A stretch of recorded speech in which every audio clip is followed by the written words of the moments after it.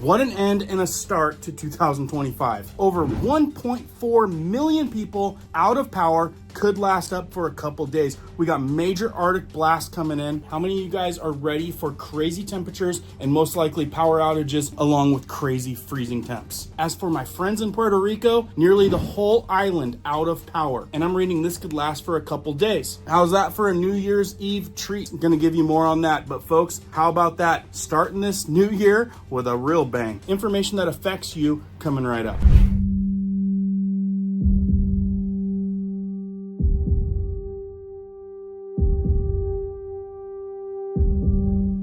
My name is Cohen here at Riverside Homestead, and if you're brand new here, welcome. If you guys are into prepping tips, emergency preparedness, and most of all, news and awareness, stuff that you want to know about, be sure to hit that notification bell so you guys can stay up to date.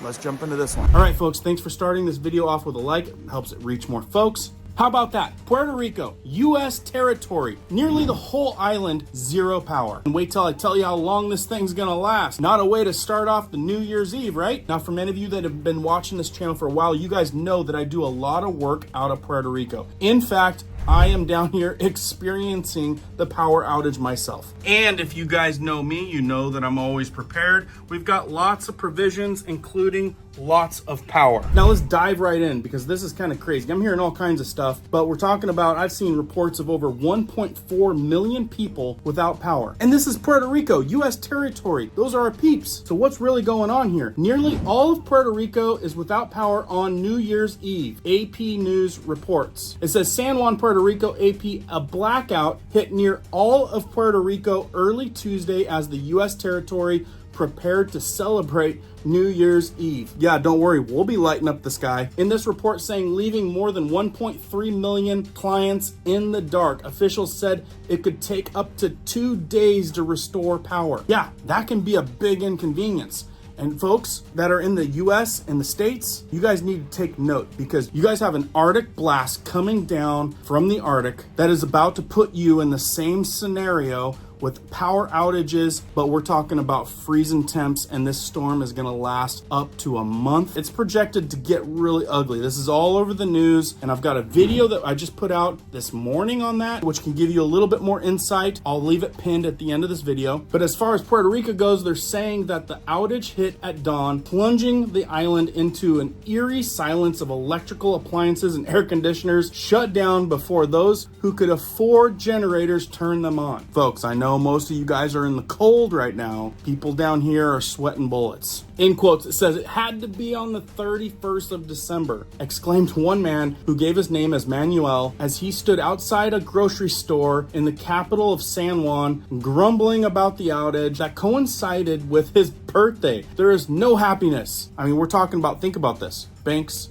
stores. If people don't have generators, things are not happening. Think about water. A lot of people's water is out, can't even run a fan unless it's solar powered or battery powered. It says nearly 90% of 1.47 million clients across Puerto Rico were left in the dark, according to Luma Energy. Now, I checked out Luma just a few minutes ago. They're reporting, I think, less than 1,000 people on the page that I saw. Yeah, we're talking like almost 1.4 million. Not a surprise, by the way. Anyway, Luma said in a statement that it appears that the outage was caused by a failure of an underground power line, saying it is restoring power in the quickest way, fastest way possible, as a Luma spokesman told Associated Press that an incident was under investigation. Now, I'll tell you this also. There's also spread over social media that new administration transition here from the end of the year to the new year, and there's a lot of buzz that there's some kind of scandalous stuff going on. If you know about that, put it down in the comments. As far as this article, the blackout fanned simmering anger against Luma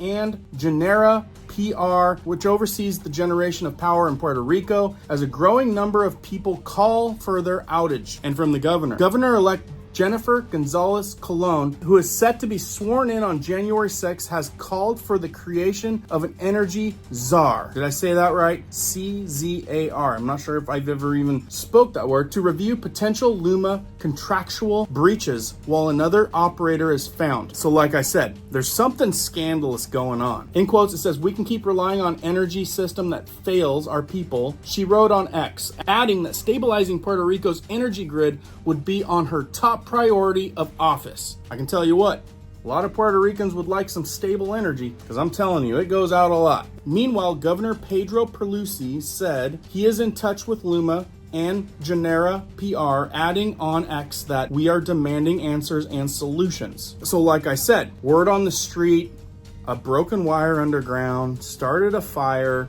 something like that. But then a lot of other rumble saying it's this transfer of power. Yeah, wouldn't surprise me. The outage has forced businesses, parks, and several malls to close, and the government announced limited schedules for some of its agencies, and workers checked on hundreds of bedridden patients. Yeah, power outages, folks, they stem out a long ways. People underestimate the extent of how power outages affect a lot of things. Other Puerto Ricans began to plan ahead, much like me, having provisions and being ready for the storm versus needing to get ready in the middle of the storm. I've been telling you guys, always better to be prepared. This person says, I'll go to my balcony, that's where I'll sleep, Raul Pacheco said with a shrug, as the 63-year-old diabetic sat on a walker nursing his injured foot. Julio Cordova, a municipal worker, said that he got dressed by the lights of his cell phone and planned to buy candles. I can tell you right now, there's a lot more Puerto Ricans that are more well prepared than that, because folks down here, they experience a lot of power outages. And when I'm talking to people in the States, you know, prepping is kind of, I would feel like it's more of a newer thing in the past few years. Down here, I'm shocked at how many people are more prepared for an emergency than in the States. Seriously, I've actually learned quite a few things down here. Julio said, this affects me because I had plans. It couldn't have been yesterday or tomorrow, he said, shaking his head as he raked leaves.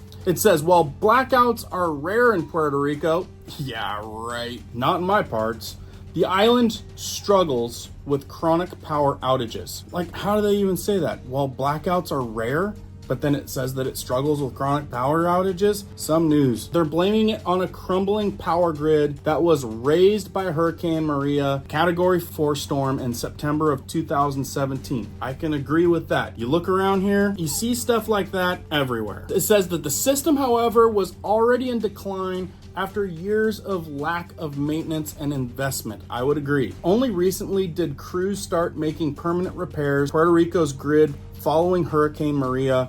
The island continues to depend on generators provided by the U.S. Federal Emergency Management Agency to help stabilize the grid. And they are. I've met many electricians that have come down with huge companies that are helping fix the Puerto Rico power grid. I can't say that there's probably some folks lining their pockets with some of that FEMA money. Just saying. That's my personal opinion. At this rate, they should be much further along. In November, Puerto Rico's government asked U.S. officials for permission to keep using more than a dozen portable generators for 2 additional years, as some Puerto Ricans took the latest outage in stride. It says, meanwhile, Puerto Rico's Electric Power Authority struggles to restructure more than $9 billion in debt, the largest of the island's government's agencies. You guys know how most of those islands are ran, right? Power plants that rely on petroleum generate more than 60% of Puerto Rico's energy, followed by natural gas and coal. Solar rooftops account for only about 7% of electricity consumption on the island, with a poverty rate of over 40%. So basically, we're looking at everyone that's on the power grid is probably out. That's coming from the electricity. That's not coming from like the coal or solar. Now, I can tell you, despite governmental shenanigans,